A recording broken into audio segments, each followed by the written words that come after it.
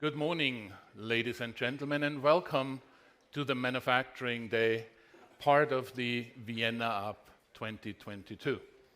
My name is Hannes Unschawski, and I have the honor to lead you through this day today. I'm the Managing Director of the EIT Manufacturing. That's the European Institute for Innovation and Technology Manufacturing. We are a private-public partnership, and we are financed by the European Institute of Innovation and Technology, which is part of the EU. We are honored to organize those Manufacturing Day as part of the Vienna Up. We did that last year, the first time. The Vienna Up is a child of the Vienna Business Agency, and we're going to hear about this more later on. We are welcoming you from the To the Sky, which is like the 11th floor of the new building of the Technical University here in Vienna. We have a beautiful view here. We have beautiful weather here. Maybe one of the cameras is going to show the outside view so that all of you who are joining us online get an idea what's going on here. We have, as I said, organized the Manufacturing Days already last year. This year, we're going to look at several hundred participants. We have 15 confirmed sessions with one-on-one meetings, and we have 25 speakers today. What's the Manufacturing Day about? The Manufacturing Day is an event dedicated for and with startups all over Europe in manufacturing. We will talk about manufacturing, innovation, the latest technologies, while bringing together startups, industrial players, investors, and experts in global manufacturing. A diverse program is awaiting you, from a motivational keynote speech by the startup Grand Dame herself, to panel discussions with corporates, startups, and makerspaces, and sessions covering topics like artificial intelligence, open innovation, entrepreneurship, business acceleration, and much, much more. Furthermore, we have the pleasure to host our Boost Up CLC East 2022 event, which is a pitching competition for entrepreneurs, for startups and scale-ups. Participating startups and scale-ups from Austria and many of the CEE countries we are covering. Stay tuned to see our 10 select startups live pitch, this time in front of our expert jury, and compete for cash and support prizes provided by our exclusive Boost Up CLC East 2022 supporters and partners, the Vienna Business Agency and AWS.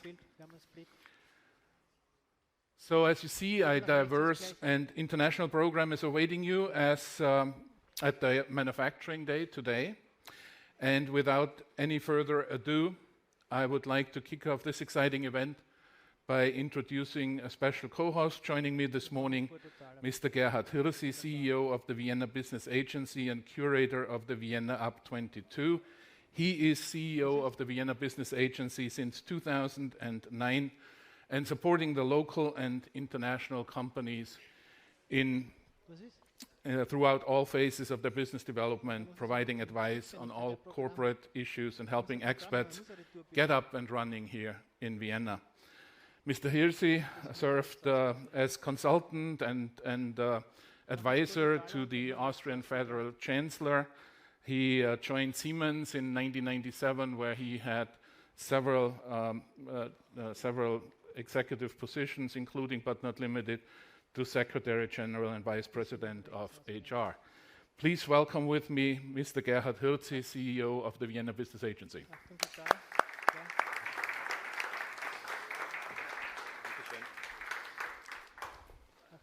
Good morning, ladies and gentlemen. A very warm welcome on behalf of the City of Vienna and the Vienna Business Agency, especially to our international guests. We do deeply hope that your stay in Vienna will be as informative as it will be as entertaining and enjoyable.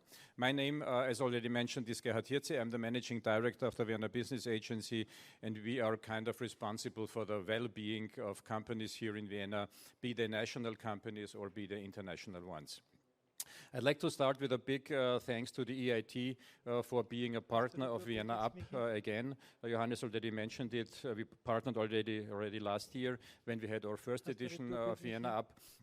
But what's behind Vienna Up? What's behind these funny, colorful horses you can see everywhere in the city? This blend between an Austrian Lipizzaner and a startup unicorn. Okay. Yeah, well, Vienna Up is an international startup festival, one of the biggest international startup festivals this year, and I dare say maybe or probably the biggest decentralized startup festival in the whole world. What is decentralized? What means decentralized? It means that this event is not only being organized by one partner, but by not less than 30 different partners from the Viennese and the Austrian ecosystem, but also international ones. And we cover different items within more than 60 events, from life sciences to female founding, from smart production to fintech or impact investment. When talking about Vienna Up, we talk about the idea, what's behind, what has inspired, what fueled Vienna Up, and it's the idea of collaboration and cooperation, because we think by cooperating everybody wins at the end of the day. Today is day number 6 of Vienna Up, and I'm pretty sure that this is going to be another amazing day within that specific and special week. So when we talk about manufacturing, manufacturing has been always very important for the city of Vienna. It still is, and it always will be. And therefore, we are very grateful for the excellent cooperation between the Vienna Business Agency and the EIT. Because Vienna Up is as strong and as effective as its partnering organizations are. And I think we have supported you from your very first steps here in Vienna. And in return, the EIT has opened their international networks for the Austrian and for the Viennese manufacturing ecosystem. It's startups, it's corporates, it's universities, it's research institution. And I'm very grateful for that. And I think Discover Vienna is a beautiful example for that kind of cooperation. Discover Vienna is one of our invitation programs for international startups. Has been running for 4 to 5 years, and together with the EIT, we have designed and developed and implemented a new format of Discover Vienna, the manufacturing edition, tailor-made for promising manufacturing startups from the CE countries. Some of them you're going to meet afterwards. As I mentioned, manufacturing is an important, also political issue for the city of Vienna, and this must not be taken for granted. We have seen many cities over the last decades who have sought their salvation in the services sector only, and they have not found it. On the contrary, they have become poorer without manufacturing. They became less diverse without their own production in the city. And talking about diversity, for me as a city representative, a diverse economic structure is one of the highest achievements we can get, and that's maybe one of the reasons why I personally love smart production and love urban manufacturing that much, because there is hardly another discipline in which so many different topics, so many different items are melting into one another. We have, for instance, housing and working. On the one side, housing, on the other side, working. It's a very big issue, especially for crowded metropolitan area. Or we have information technology on the one side and traditional craftsmanship on the other side. We have well-established business models on the one side and disruptive innovation on the other side. We have old hands on the one side, newcomers on the other side. We have big industrial groups on the one side and the startups on the other side. So all of that sounds very complicated and very challenging, and it is indeed. But on the other hand, it's a wonderful opportunity to stop the decay of production in our cities. And I think for the first time in decades, we have the means to turn back time and to turn it forward all in one go. So let me finish with a little Viennese invitation. Since our festival home base is only a few minutes from here at the Karlsplatz, I would like to invite you to stop by there just to mix and mingle and meet other participants from other Vienna Up events, beautified by the one or the other glass of wine. Viennese wine is going to be served there. It's excellent because I tasted it yesterday and the day before yesterday. You can trust on me in that regard. It's free of charge. You are our guests at the festival home base. Of course, Johannes, I do not want to compete with your own networking event this evening. So if not today, maybe tomorrow we will be open until Friday evening. So thank you very much for coming and have a great manufacturing day. Thanks. Darf ich da noch eine Frage stellen? Ja, eine Frage stelle ich dir. Ich bin halt gefragt worden, wie messt ihr denn, dass das ein Erfolg ist für euch? So eine berechtigte Frage und für uns gar nicht so leicht zu beantworten. Meine Frage an dich, wie messt ihr, ob diese Vienna Up-Woche erfolgreich ist für euch? Also wir schauen zuerst in die Gesichter derer, die wir bei den Veranstaltungen sehen, und das ist schon sehr schön zu sehen. Die Gesichter sind alle strahlend, die Augen leuchten. Es freuen sich alle, dass man wieder beieinander sein kann und abseits von einem Screen sich treffen und miteinander plaudern kann. Man zählt natürlich auch Zahlen, das ist keine Frage, aber die Teilnehmerzahl ist bei uns nicht das Allerwichtigste, steht nicht im Vordergrund. Wir haben gesagt, bei uns im Vordergrund steht die Qualität. Wir wollen, dass die Unternehmen, die hier sind, dass die Stakeholder, die hier sind, etwas mitnehmen von diesem Festival. Also mir ist lieber, ich hab 10 oder 15 oder 20 One-to-One-Gespräche mehr als irgendwie 100 Teilnehmer, die ich auf eine Liste schreiben kann dann. Okay, super. Da kriegst du was ganz untypisch Wienerisches von uns. Thank you very much. Yeah, thank you so much. Smart production.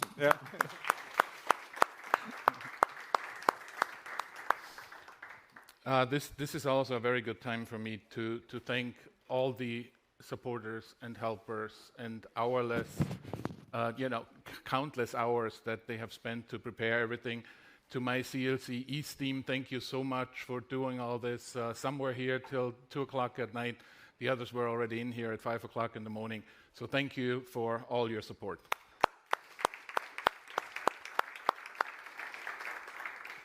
And now it's my pleasure to announce our keynote speaker. She's called the Startup Grand Dame and is an internationally celebrated keynote speaker. She was selected top 100 Europe's most influential women in the startup and venture capital space. She is vice president of the European Business Angel Network, founder of the Austrian Angel Investors Association, and of 1 Million Startups. She significantly shaped the startup and business angel ecosystem in Austria and Europe, while media in over 40 countries, from Forbes over Financial Times, Al Jazeera, and so on, covered her innovative approach to business and the commitment to entrepreneurship and social change. We are very happy and honored to have her with us today. Please join me in welcoming Mrs. Selma Prodanovic.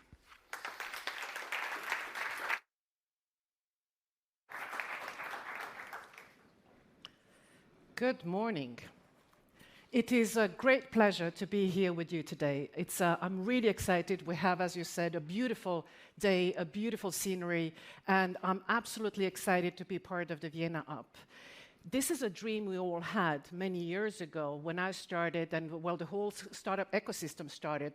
We were thinking and dreaming of things, and it seemed absolutely impossible. And to have this Vienna up here today, this 10 days festival, was absolutely incredible, but it's there. And this is what you do every day, you as startups, as entrepreneurs, and everybody around that is supporting the entrepreneurs. I would like to express my thanks to Hannes and the whole team of EIT Manufacturing for organizing this event and for putting manufacturing again back to the roots. I come from a spot where it's so much about digital startups, and it's so good to have again the hardware, the really production, everything that is happening there. So, my name is Selma Prodanovic, and I will try to see if this works. And let's talk about one word here, uncertainty. I mean, we don't have to talk about that much, doesn't it? I mean, with the pandemic, with the war, with the crisis, in terms of climate or financial, the stock market, the supply chain, all of these things are happening constantly around us. And it's part of our life. And we have to take a look at it and realize that there are only two things that are absolutely constant. One is ever faster change, which is happening, and two, the ever higher level of uncertainty. It's there, so we got to deal with it. And this is what we are going to be talking about. How do we deal with that? And it's not an issue anymore. We cannot discuss, we cannot say, well, I'm waiting for safer times. That's not going to happen. It is how can we deal with this situation and what we can do to change and really live with it. Okay. Nope. Okay. And this is what we are talking about, the evolution. It's not the strongest of the species that survives, nor the most intelligent that survives. It is the one that is most adaptable to change. It is extremely important to remember this. It's not about how smart you are. It's not how strong you are, how much money you have, how much resources you have, how much you think that you are the smartest person in the room and that your startup is just amazing and you're going to save the world and change the world. It is about how you can adapt to the situation and everything that is happening around you. Those that have adapted when the pandemic started and when the lockdowns happened. I mean, we just had an event yesterday, and there were these startups that started just a month before the pandemic, a month before the lockdown. And the whole story was about going physically into schools. And then suddenly, a month later, there were no schools, there were no classrooms, there were no possibilities to go there. What do? How do you change? You just started, you haven't even started, and you already have to change and do something about it. And this is the whole story that we have. And this is what startups are amazing at. Really adapting, changing, pivoting, changing, improving, changing, pivoting. This is what you do the whole day. And this is the fantastic part of a startup. And this is why we are talking about the lessons learned from startup. But who am I and why am I standing here in front of you? As you have heard, I was called Startup Gone Down by the media. And it is because I've been really shaping and working on the startup ecosystem here in Australia and Europe for the last almost 15 years. And the point is that being today the Startup Gone Down or being top 100 influential women in Europe in the startup and VC ecosystem was not always the case. I also had to start somewhere. I was no one. I had no network. I just got started like everybody else. And basically, I come originally from Bosnia, from Sarajevo. And I'm very, very proud to see so many startups here from CEE because I strongly believe in the whole region and the hunger and the innovative and creative spirit you are bringing and what you can do. But I came here 30 years ago and didn't speak the language, knew nobody, just had to start everything from scratch. And then I was a person that when we came here to Vienna, I must say, Gerhard being here from the Vienna Business Agency, we came here, we were just two young people, and Vienna was terribly boring. It was a boring city for very old people, basically. That was 30 years ago. And so you had the chance, you could say, okay, either I leave or I do something about it.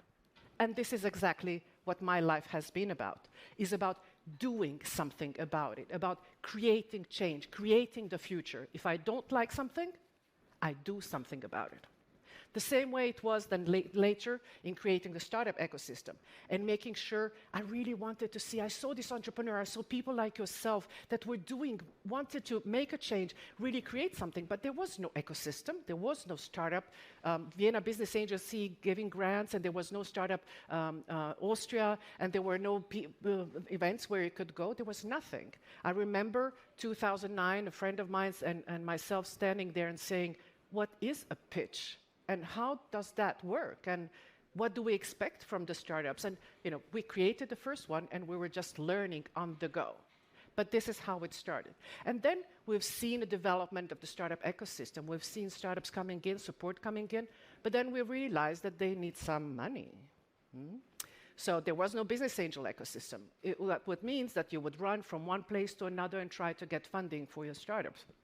So in 2012, with my co-founder, we started the Austrian Angel Investors Association to make sure there's a place where you can go so that startups get funding.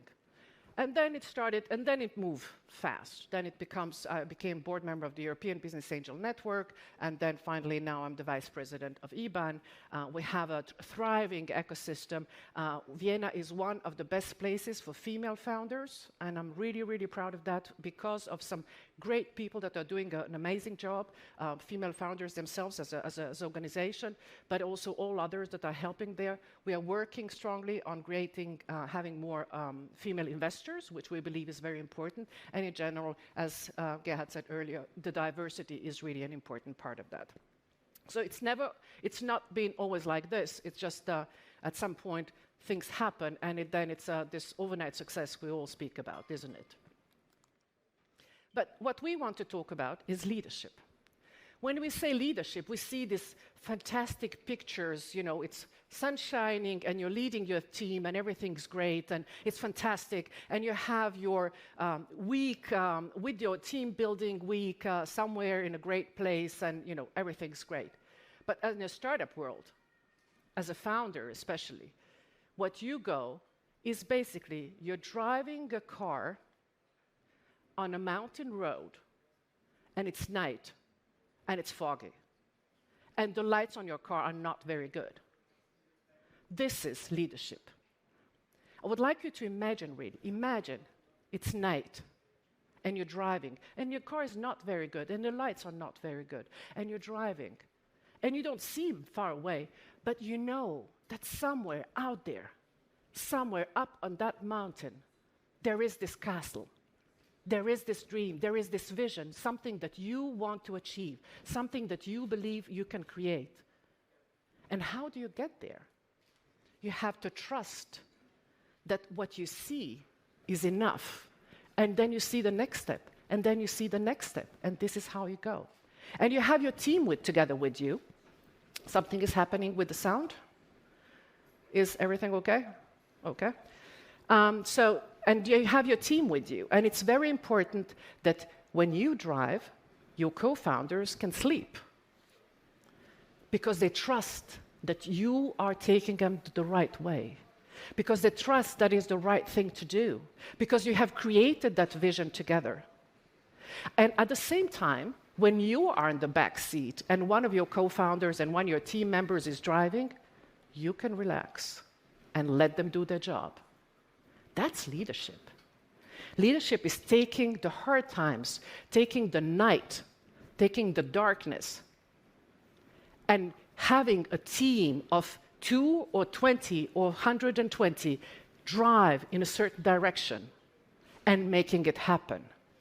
It's not about the fancy football players and like everything you have in your fancy office and all of that. That's nice to have. But it's not leadership. Leadership is being able to get everybody out there. Leadership is to make sure that when time comes, that the whole team is looking on the side, on the road, making sure that you're all coming together if it's needed. And if not, then that you can relax and let the others do what they need to do. Leadership is really understanding that as a startup, and especially a startup by per definition, is doing something revolutionary. There was no road to that castle before.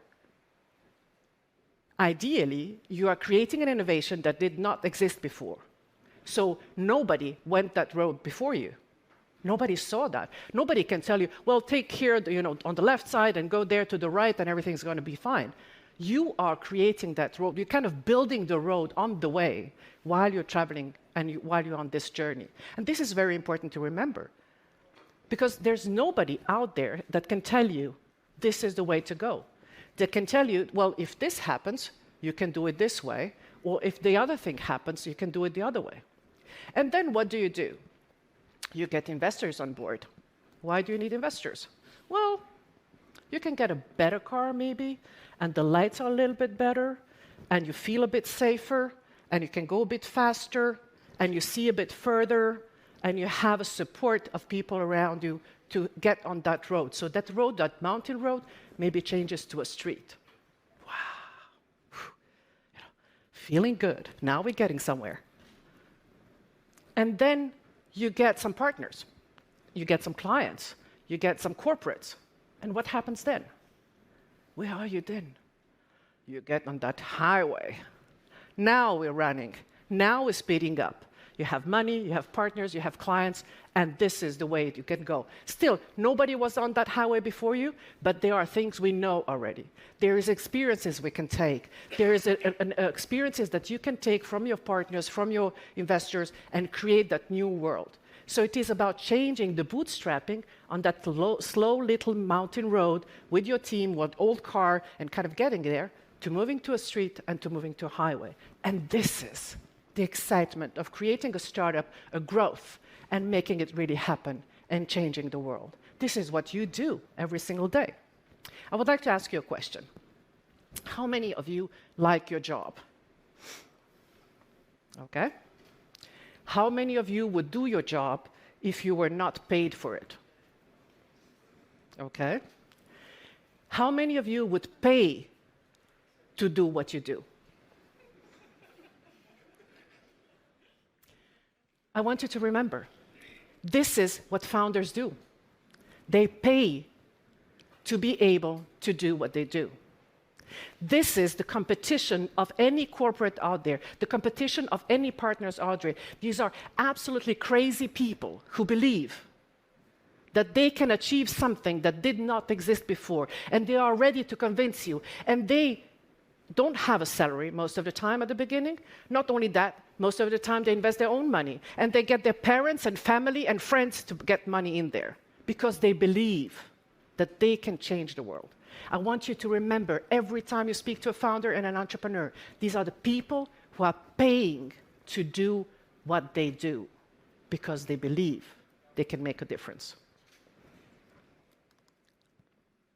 I want also to make sure that to understand that entrepreneurship is the freedom to create something based on your own values and what you believe is important. So if you say, I would like to create a family-friendly company, well, create one. Make sure that the culture in the company is really family-friendly. If you complain and there is out there there was this corporate and you applied for a job and they were just terrible and they were not taking care of your family-friendly culture, and you can say, well, I didn't like it, I'm going to create it. Or if you say that you want to create a company that is really taking care of the environment and making sure that you are delivering no matter what your job is and what you do, but you make sure that your sustainability and that you look in the future, this is your option to do it.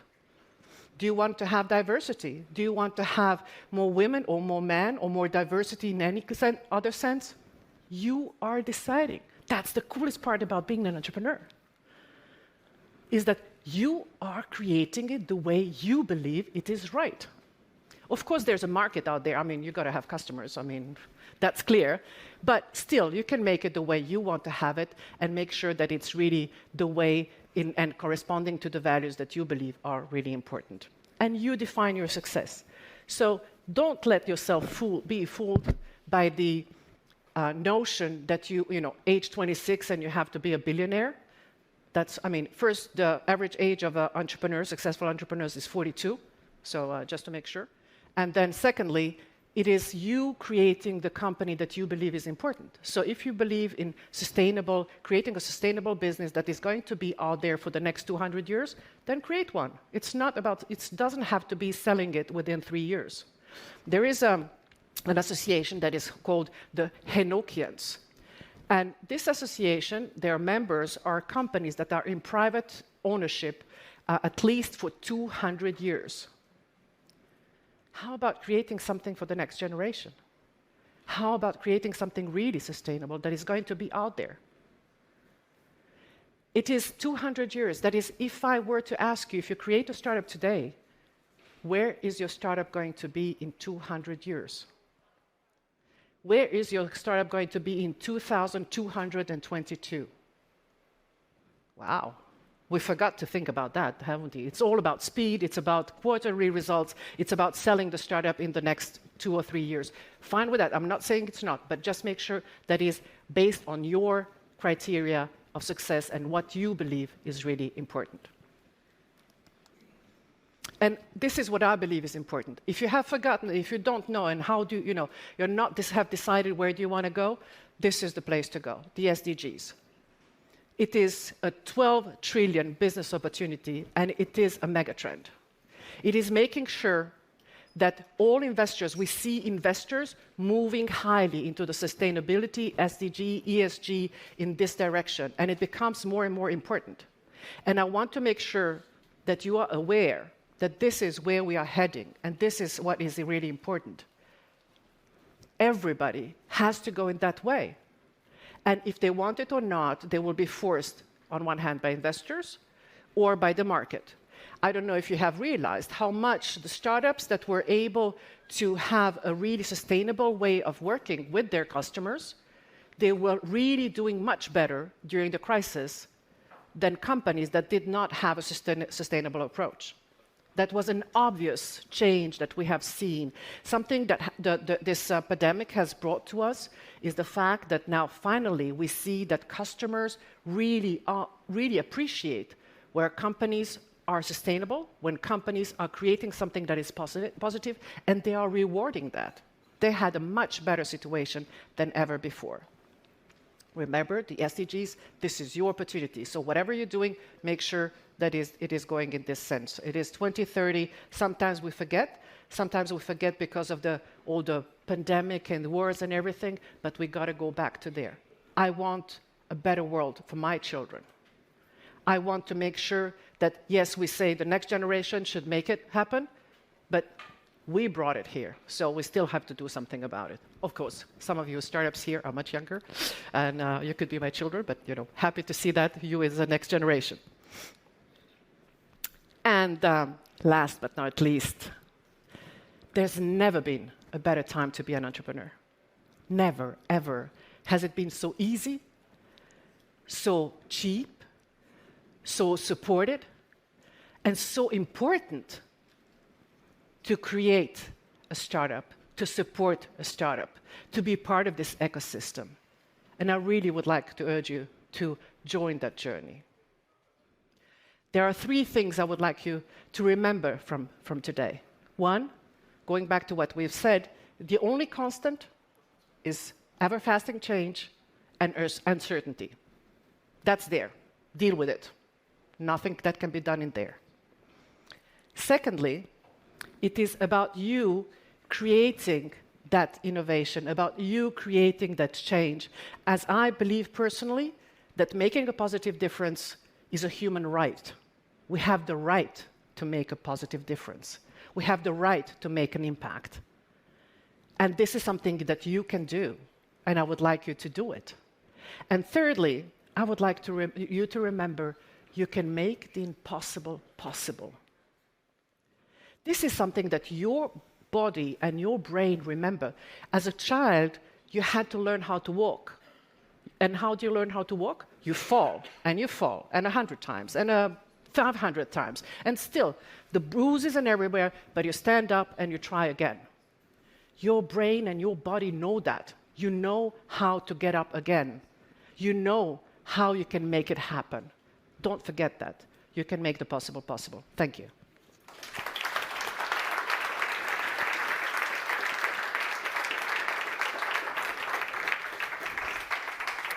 Thank you so much. Thank you so much, Selma. Yes. Choose a spot. I'm going to bring that with me to see if we gonna have some questions here coming from the audience or from online. Well, first of all, thank you so much for having the time, giving us the opportunity to have you here and talk to us. I'm absolutely sure there will be a lot of questions coming. I have one up front. Yeah. And that is, David Kames is working on research right now to see if there are any specific differences, particularly, more difficulties for hardware startups than, the app startups or the financial startups. And the data he's getting with the research he's doing is pretty good. I wanted to see from you, what's your experience dealing with hardware startups versus software startups? Well, of course, I mean, there's a huge difference, and in general, the whole idea of the exponential growth has to do with digital. It came with the technological development, the late 2008, 9. There is this technological development that enabled that we start thinking about startups and this exponential growth in that sense, meaning that no matter how many more people are part of that, it doesn't cost you more. With hardware, you still have your fixed cost, and so the cost of production is always there. No matter how you're dealing with it, you still have to take it in account. Secondly, of course, the production itself, the process, and also not only the time that it's needed, but the process, how do you make it happen, especially when we think today with all the supply chain issues that we have, it is really, really very difficult. And you are in a situation that is very, very different, and everybody needs to be aware of it. But also, the point is that investors that are investing into manufacturing or any kind of hardware usually are very different from the classical startup investors in terms of digital, and they understand what is going on. And they want you to succeed, and they understand it takes longer, it costs more, it has more risk. The only thing I can say, and that's really a lesson learned coming from digital, is that you can work with your customers earlier. The general process is always you produce something and then you test it on the market. But the point is, how can you do that earlier so that to make sure that if you go through that production process, if you really have that, all the finances and everything that is needed to make it happen, that you have tested the market earlier and that the customers really are ready to pay for it. Because we know in between, I would like to have it and I'll pay for it, there's a huge difference. So this is something, a lesson learned coming from digital. Make sure that you talk to your customers much, much earlier. And the rest is really an issue it is much more difficult, definitely. On the other hand, you are creating something people can touch. And it's so much easier in that sense to promote it and to make it happen because it's tactile and it's there. And I don't think we're going to be transformed into digital robots that soon. So I still would like to have things. So my hope is with you. What we have seen yesterday on the Connect Day, and this is something that came to me yesterday in the discussion, is that thank you. That all the apps you need financial investors, right? Yeah. They want to have money, they want to grow it, they want to spread it.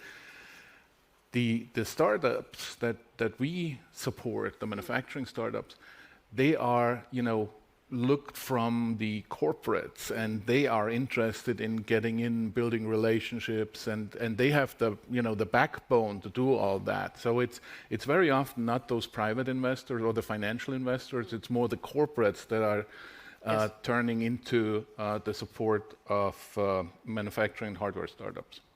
So that's a very good thing. You guys, you have a chance here. Selma is usually completely booked about 24/7. So you have a unique chance here to ask her a question if you have one. We have microphones here. Michael is getting you one. Any questions? Raise hand. Wow, not so many. There's one back there. The Linza. Okay. Hello. You ask who of us get paid for his work, yeah? Yeah. And who is ready to pay for his work. I can tell you there's another category. Okay. It's who is ready to spend more money to pay for his work than he even has. Yes. Yes, you're absolutely right. But thank you very much. Because many of us probably Yes. spend so much. More than you have. We started 4 years ago, yeah? Yeah. And we still own ourselves, yeah? Yeah. And we are ready now for investors, and we get already offers and everything. But it's a very, very, very tough way, yeah, very tough way. And sometimes maybe you wake up in the night and say, "Oh fuck, I don't know how I paid my next bills." No. Yes. I'd Yes. rather get the money. And that's really, I mean, that's part of the reality. Thank you very much for that comment. That's really part of the reality of entrepreneurship, of startups especially, because the point being, comparing a regular company that is growing, usually, I mean, a normal company compared to a startup is a company that grows based on sales. So you start a company, you have sales, and then you grow from that cash flow. Maybe you get investors, but there are sales that are out there. What happens with startups is usually often you don't have a clear business model. Often there are no sales at all. You are investing your own money, or you have investors on board, and you're hoping that you're going to change the world and create an innovation. And that makes a huge difference. And yes, there are many entrepreneurs, and most of startup founders are basically going into debt as to be able to create what you are creating and create the companies that you are creating and the startups. And this is something we all that support you need to remember. I mean, I'm an entrepreneur and a supporter and kind of have all these different roles.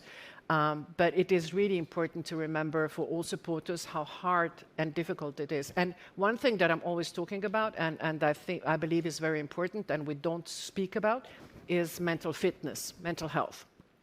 No founder, no startup, no team can really go out and sell and pitch and get investors if you're not doing well.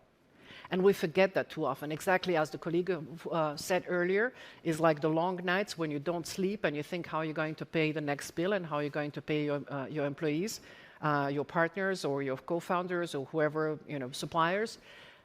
This is something that has a toll on your mental health. And we have to take care of.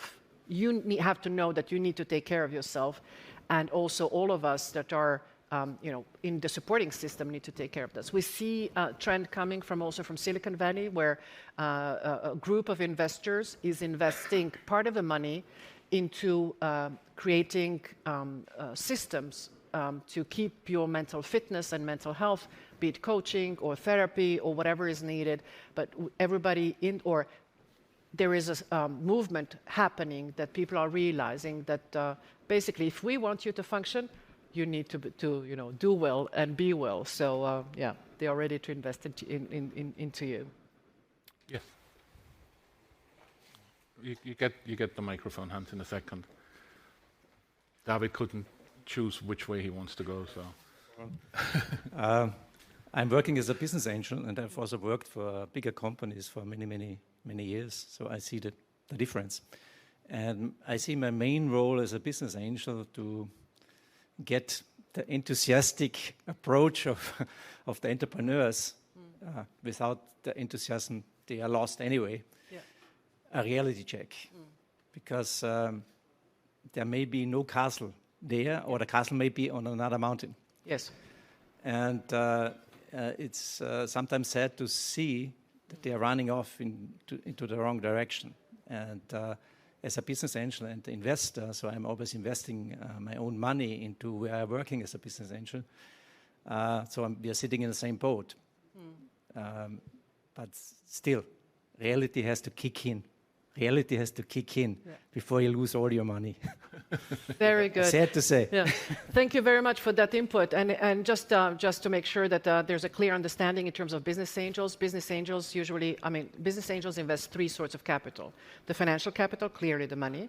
The human capital, usually the knowledge and the expertise in a specific field. So you want to have a business angel that has knowledge about the industry that you are working on. And thirdly, the social capital, the network, the connections, the ability to connect you where you need to be to partners or customers or anybody else.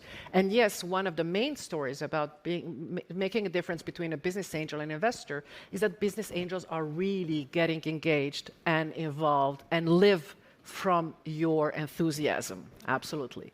But then the reality check is absolutely important. And I really like to go back to what I said earlier, and something that we have learned from the digital startups. Make sure that you talk to your customer before you go into production. Because if you don't have customers, if you don't have a market, then there is no castle at all, and it's definitely not on that mountain where you are going. So go make sure that you check that and that pivoting is fine. I mean, pivoting is okay. That's really very good, and be ready to do so and to adapt, as Darwin would say. But just make sure that you know who your customer is and if they are ready to pay. Yes?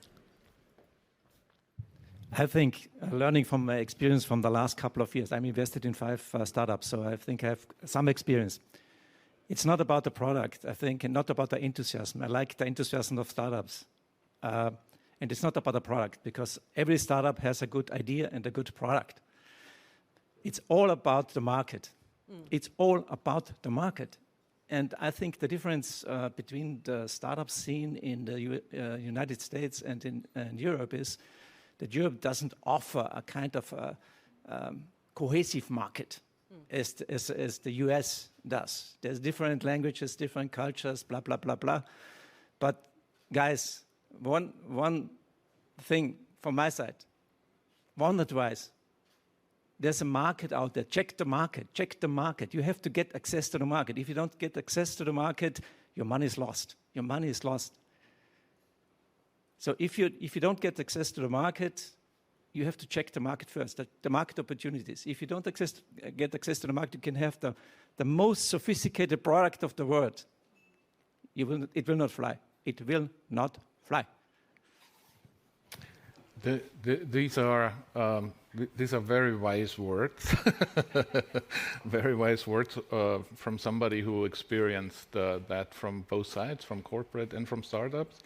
Thank you very much, Hans. There's one thing on your first statement, and I hate to do that because you were my boss for 15 years, and I loved working with you. But there's the other side around. So you can have an idea, and everybody telling you it's stupid, but then it flies. Oh yeah. One example is FedEx. Yes. If you remember. So when do you make that decision, getting 100,000 people telling you this is stupid and still stay in there and make it successful? I mean, this is so good. Thank you very much. I really get goosebumps. I mean, I've seen it so many times. Stupid ideas, which I thought will never, ever make it. Never, ever. I mean, that's so stupid. I mean, there's no business behind, there's nothing there, and they make it. And then others, which I thought were like smart and this is going to work, they didn't have the market match and it didn't work. One of my colleagues, he was invested in Skype. And basically he says that they showed him the business plan for Skype. And he said, forget it, I mean, this is just stupid, no more than that. But they owed him some money. So he said, okay, I'll take equity and, you don't have to pay me back. It turns out he made a couple of millions. So, I mean, even smart investors cannot see, and I've stopped saying that it doesn't work. In the meantime, I never say this is totally, this is not going to work. I always try to kind of leave an open door, but you just kind of try to make sure that my experience and my understanding helps you get further. But this is really an important part. And especially, when you're talking about FedEx, and many ideas just popped up when you think of the Post-its. It was never mentioned to be a Post-its, note. And they tested on something else, and then it turned out that was a great product that they had. So that's about pivoting, about thinking where you can use it, where you can make it happen. That is something very important. But also, we have to think about the Kodaks and the Nokias and all of those that did not check. I mean, you got to think Kodak invented the digital camera, basically, but they didn't follow up on that, and they were gone. BlackBerry. Huh? BlackBerry. I mean, so many cases, so many examples of companies that did not adapt, did not see what was going on. They were so much into, this is the way we did it in the last 100 years. And for everybody here in Austria, this is something very typical. You know, we say, okay, we didn't need it, you know, the last 100 years, we're not going to need it the next 100 years.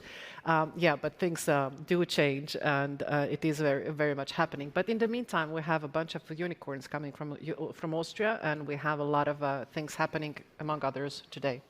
I use always this example. Imagine there's, 30 years ago, there comes a guy to you, says, I want to make a cube with 54 fields in 6 different colors, and you have to squeeze them around so to match the colors.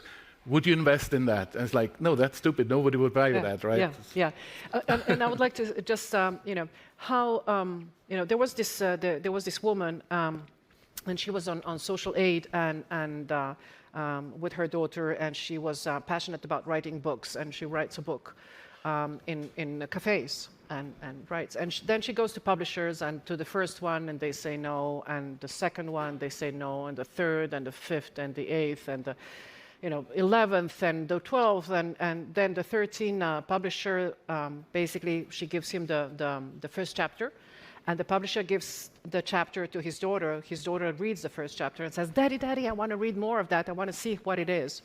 And basically, the publisher basically gave like a 2,600 pounds as an advance payment for the book.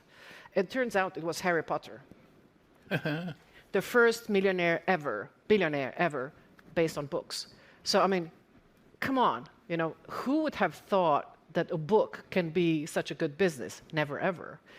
So you don't know things. And one of the main things is, yes, you have to believe in what you're trying to achieve, but you have to solve a real life problem and have a market that is creating that. And then things happen. But, I've seen so many things that even if most people don't recognize it as a problem yet. Yeah. Right? I mean, I've seen it so many. I mean, I've been in this place where when we started even the Austrian Angel Investigation, everybody around us was saying, well, we don't need it, and who cares, and there is enough money, and all of these things. And I'm like, hello, there is no association here. There is no place where startups can go, where founders can go. And of course, it took years and until we really were out there and we did it. And this is something people will constantly do to you. The more innovative your idea is, the more revolutionary, the more disruptive, more people will be telling you you're crazy and it's not going to work. And it's up to you to stick to that vision and to continue on your path, and don't let the naysayers, get you off from your path. Stick to that idea. I mean, so many of these fantastic ideas and revolutionary. I mean, just think of the iPhone. There is just now advertising in Vienna that saying basically that business clients will not want to use an iPhone, and that there is no need for PCs, personal computers at home. I mean, this is the belief that was there, and look where we are today. So you must be a crazy one to believe in revolution, evolution, and innovation and creativity, and go for it and get people around you. As I said, you're driving in this old car with this little light here. Nobody even knows if there is a castle up on that mountain. But you've seen it, go for it. Give it a try. You'll fail, so what? You'll try again, and you'll do something different. It's very, very important to be able to learn from those failures and to be able to move forward and to take all those lessons. Many investors even like when we don't want anybody to fail, but basically when you've failed once and with a startup, then it means that you have learned some lessons, and at least you know how not to do it. We don't have the time to get into that discussion, because I can tell you the cultural differences between the United States and Europe. Yeah. Because in the US, if you haven't failed, you're not an entrepreneur at all. Absolutely. We have time for one more question. Anybody? Yes. There. Yes.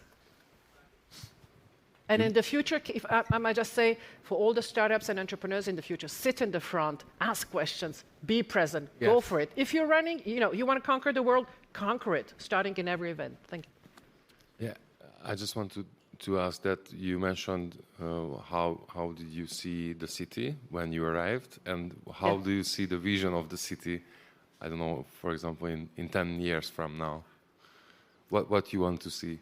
What do I want to see? Oh, this is so amazing what is happening right now. I could have never imagined that this would be Vienna from my perspective. And the point is that I always do things that are other people don't do. I'm very happy to have Gerhard here, the Vienna Business Agency, and all the other people doing such a great job for our city. And I just can relax and enjoy it now. So I'm doing some other things. And if there's one message I would like to give to all of you, I would especially speaking to the female founders here. I would like to encourage you and to empower you. Yes, you are still the exception out there in the market. And yes, it is more difficult. And yes, you have to work harder to get heard and to get seen. But you can turn it also into your advantage. There are not so many women founders out there. Make sure that everybody sees you. Thank you for saying that and giving me the opportunity to say that EIT Manufacturing is supporting the female founders. Yes. We're going to put, Maggie is heading a session, so we are very much supporting this notion. Selma, thank you so much for joining us. It was a real pleasure. I also give you this very untypical Viennese gift, right? Mannesschnitte. Thank you very much. Thank you so much. Thank I you. appreciate it. Pleasure. Thank you very much. Thank you.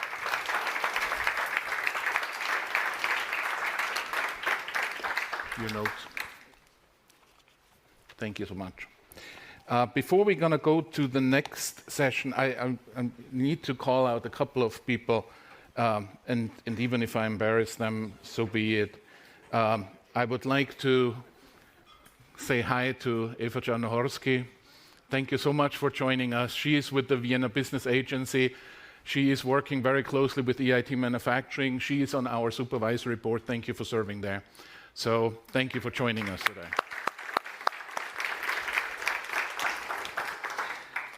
When we invited our startups from the CEE, we started already last year to invite all the Vienna embassies to come and participate and support their teams from their nations. And we actually have gotten feedback for people joining us from the embassy of Greece, Romania, Slovenia, Czech Republic, Serbia, and Croatia. And I'm happy to welcome Adi Mitea from Romanian Embassy. Hi. Thank you. We have, oh my God, I'm absolutely sure I'm going to screw that up. That would be you. Hi. What's your name? Pronounce your name.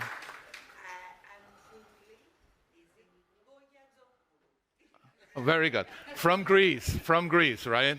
Super. Thank you for joining us. And then we have Marko Matias from the Slovenian embassy. Back there. Thank you so much, guys, for being here, for following our invitation, and for supporting your teams. It's exciting for them, and it's really exciting for us as well. Thank you so much.